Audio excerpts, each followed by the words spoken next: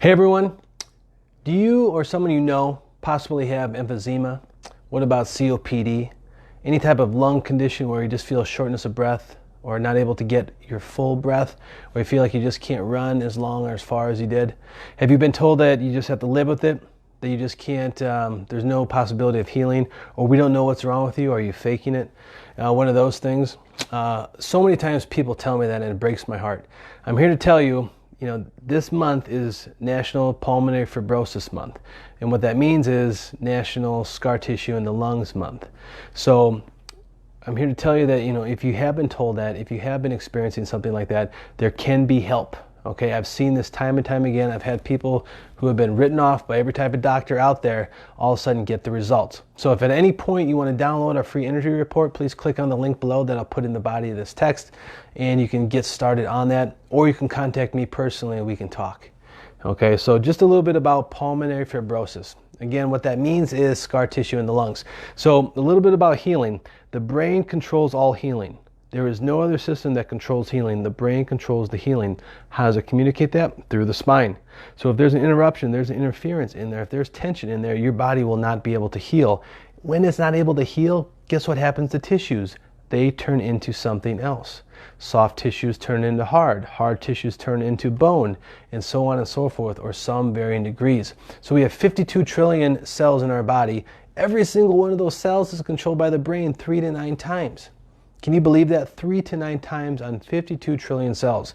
So the coordination of the brain and the body is absolutely vital. And if that is missing, healing is going to go down, down, down, down, down. So what happens when you have that stress and tone in the system?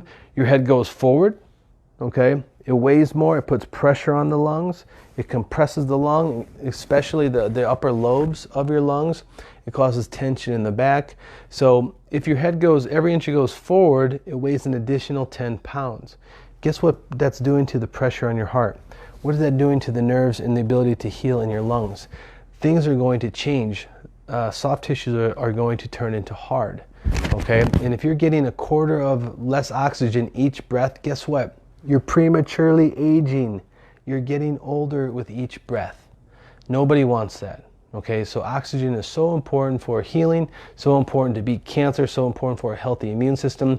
You deserve each breath to be your maximum. Okay, one example I just want to highlight is a practice member, a 24-year-old guy, let's just call him Matt. Great guy, okay, 24 years old, diagnosed with some undiagnosed autoimmune disease, if that makes any sense. Pulmonary fibrosis, scar tissue in lungs. He couldn't have a conversation like this without going out of breath. He'd be okay. Meanwhile, his wrist didn't work. He went down to all the top docs at the University of Chicago, downtown Chicago. They didn't know what the heck was going on with him. They're like, we only see this in people who are 90 years old. There's nothing that we can do for you. They just threw steroids and an inhaler. His mom's freaking out. His family's freaking out. They think that he's dying.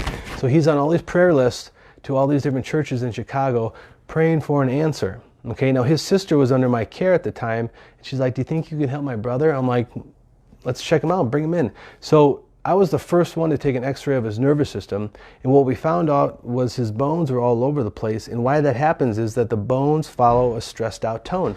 So if there's stress in the system, guess what? The bones are going to do it. They're going to move out of place and not be in the proper place. Now, meanwhile, his wrist didn't move either. Okay, so the nerves that control the wrists come from the neck, the nerves that control the lungs come from the neck. And lo and behold, he started care, thank God. And after the first adjustment, he could have a conversation and breathe. He didn't go out of breath. After the second adjustment, he was going up and down stairs like he used to. And he started able to move his wrist. And in a short amount of time, he was running, working out, and he's now living a passionate life. He's becoming an EMT and helping people himself. A beautiful story. Now, this guy was written off. The medical doctors had no idea on how to help him. And he was told there's nothing you can do, there's no hope. We just have to see if you just randomly get better with steroids and inhalers that they threw at him. There was nothing that promoted healing. And what we were able to do was reorganize that spinal tension and clear that out, and his pulmonary system came back on. And I tell you what, I see this time and time again. The body can heal. These irreversible conditions are not irreversible. They are able to heal. So at any stage, any game that you're at, you can get better. Okay, whether it's heart issues, lung issues, wherever it is, The body just needs what the life force and good nutrition and the things that I have in the energy report. Please download that.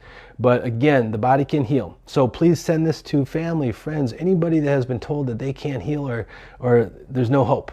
All right, because I'm here to tell you there is hope. So that's the good news. So again, everybody, thanks for tuning in. We'll be back here next Monday at 8 p.m. I just did it a little bit earlier this week, but you're all great. I love you. God bless. Have a great night.